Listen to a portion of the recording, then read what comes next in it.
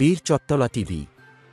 আসসালামু আলাইকুম। বীর চট্টলা টিভি থেকে আমন্ত্রণ জানাচ্ছি। আমি তানিশা সুলতানা আফিফা।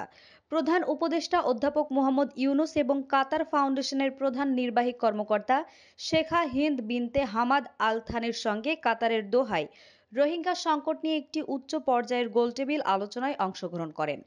শীর্ষক এই আলোচনায় অধ্যাপক ইউনুস বলেন, রোহিঙ্গাদের দীর্ঘমেয়াদী অবস্থান বাংলাদেশের জন্য বিশাল চ্যালেঞ্জ সৃষ্টি করেছে এবং তাদের মধ্যে হতাশা বাড়াচ্ছে। তিনি উল্লেখ করেন, শরণার্থী শিবিরে অপরাধমূলক কর্মকাণ্ডের বৃদ্ধি এবং অবৈধ অভিবাসনের চেষ্টা তাদের হতাশার স্পষ্ট লক্ষণ।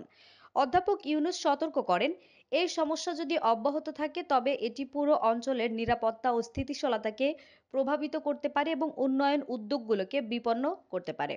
তিনি বলেন, আন্তর্জাতিক সম্প্রদায়ের মনোযোগ ধীরে ধীরে রোহিঙ্গা সংকট থেকে সরে যাচ্ছে, যা উদ্বেগজনক। তিনি কাতারকে আহ্বান জানান মিয়ানমারের উপর চাপ প্রয়োগ করতে এবং রোহিঙ্গাদের প্রত্যাবাসন প্রক্রিয়া দ্রুত শুরু করতে। তিনি আরও বলেন, কাতার ও আইসি দেশগুলোর সঙ্গে সক্রিয়ভাবে কাজ করে তহবিল সংগ্রহ এবং আন্তর্জাতিক সম্প্রদায়ের উপর চাপ সৃষ্টি করতে পারে যাতে রোহিঙ্গাদের প্রত্যাবাসন নিশ্চিত করা যায়।